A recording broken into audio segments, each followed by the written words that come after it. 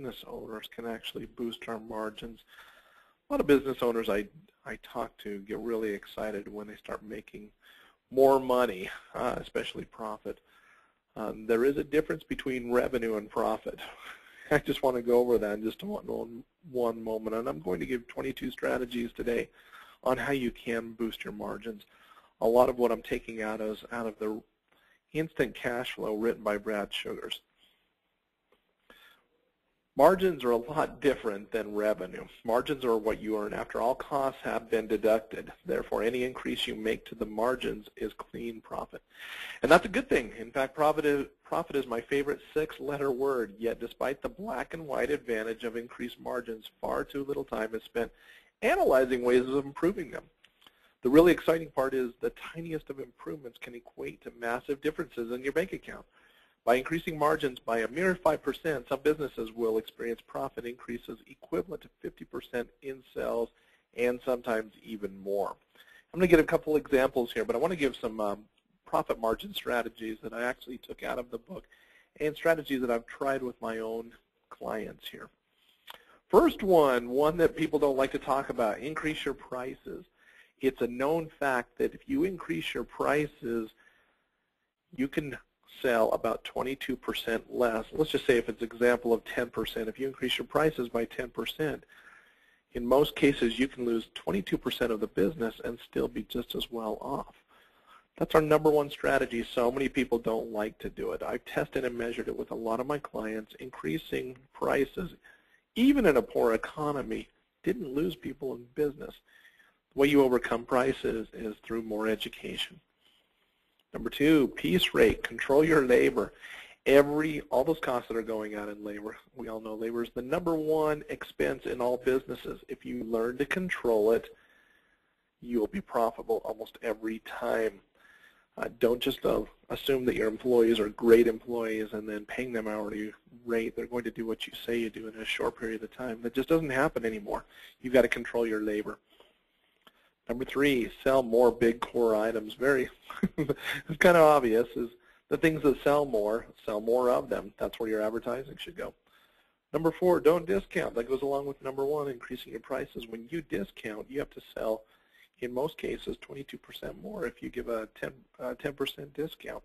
When you give 40 and 50% discount off your regular prices, just give it away. It's the same difference.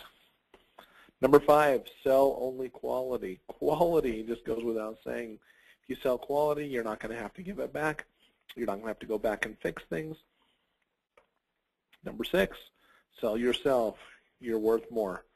What are they buying? Are they just buying your organization? Are they buying your product? No, they're buying you and the expertise that it comes with it. You are worth more. Number 7, get rid of your C&D clients. When you're looking at all your clients, put everybody into a category, A, B, C, and D. Your A are the clients that refer you to everybody. They're your raving fans. Your B clients are your happy clients, but they don't remember unless somebody asks them about you.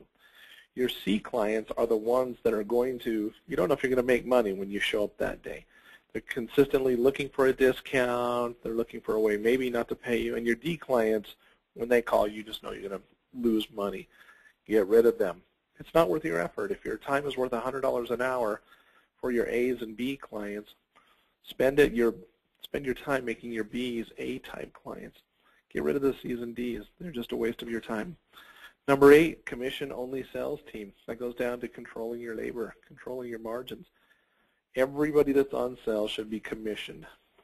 Number 9, training, training, training. My mentor back in Tennessee was a vice president of a large company, told me, he goes, nobody is trained. It's training, training, training. You train them the first time, you train them again the second time, you train them the third time. After the third time, they should be able to train you. If they can't, then we have to look at either more training or maybe they're not the right person. Number 10, don't pay overtime. It kills you. Rather than pay overtime, get a secondary staff.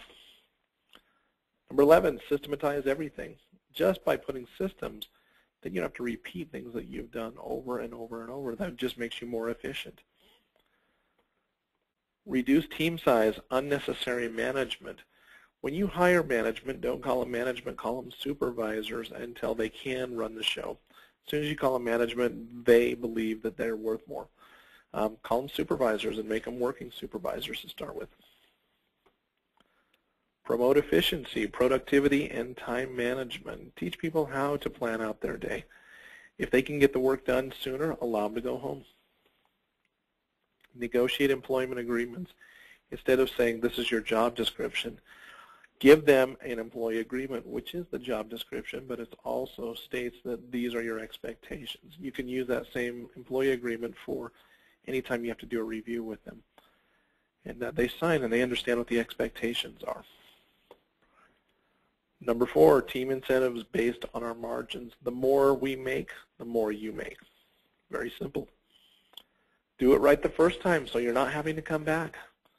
Live within your budget. So many owners that I talk to just simply don't have a budget. They believe whatever comes in, and man, if I have something left in the bank at the end of the month, that's great. If I don't, we'll get them next time.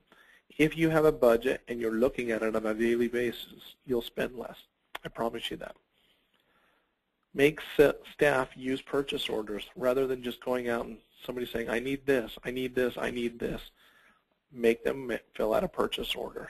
Then it goes with number 6, it's living within your budget. If it's not within the budget, you either have to wait or something else is going to suffer because of it. And make sure that we have purchase orders. Number 8, reduce costs by 10%. Everywhere you can go, you can find a cost savings, whether it is your cell phone bills, whether it is your insurance that you're paying. Find ways to reduce your costs by 10%. A lot of it can just be negotiating employment agreements with people. Number 9, recycle. All that paper, all those aluminum cans, they're worth something. Those are just margins. That money is going right outside the door. It's money that you could keep within your business. Create a better collection system. So many business owners I walk into, first thing I ask is for their accounts receivable. They say they're having a hard time paying their bills, yet they've got $150,000, $200,000 sitting out there. And they don't want to be mean. They don't like people calling them, so they don't call them. They don't call the people that owe them money. People know they owe you money. Last one, get an accountant. Or if you got one, get a better one. Have somebody that will hold you accountable, and will teach you what you need to know to actually have better margins. If you have any questions, my name is Cameron Thorne, 801-597-5264. Cameron Thorne at Action Coach. Have a great day.